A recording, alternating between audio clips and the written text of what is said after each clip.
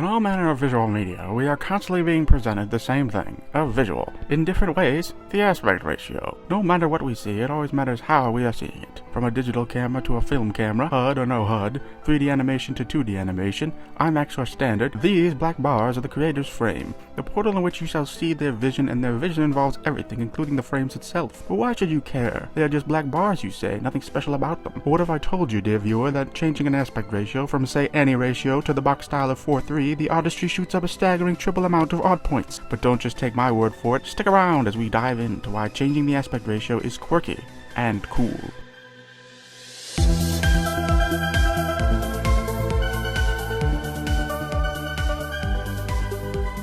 In this first example, let's take a look at the game Clair Obscur Expedition 33. This game was released in 2025 to massive success, winning countless awards and selling millions of copies. It took the gaming world by storm and surprise, coming from a small independent team working from France, starting off with nothing but a ragtag group of ideas and people, and transforming their first game ever into Game of the Year, an objective award showing objective greatness. Here's even more undisputable evidence, however, as us here at Punch-Out ran the numbers, concluding that Expedition 33 would have been 297% less artsy without showing certain scenes in the 4:3 aspect ratio. Can you believe it, folks? I sure can't, that's for damn sure, especially when combined with the fact that over 3,000 art points would have been lost had the scenes not been in black and white. That would not only bring the critical success down, but the financial as well, and there would be no more baguettes in the studio members' mouths. Glad that's not the case. Now moving on, the 4:3 aspect ratio isn't beholden to the French, as the popular American rapper Tyler the Creator recently used the aspect ratio in his music videos for his album Chromacopia in 2024. The album was released at number 1 on the Billboard Hot 200, but without the 4:3 shooting style, our calculations would have put him in the 197th spot. It was also even nominated for Album of the Year, but our calculations would have put it at 0 nominations without the greeny, yellowy, black, and white aesthetic. Then Tyler would have been eating no more baguettes. Glad that's not the case. In another example, this time an ad for the medicine company Lilly, sadly the ad would have been seen by only 5 people without the aspect ratio of 4:3. Fortunately that's not the case, as it was seen by 10. However, if it wasn't 10, there'd be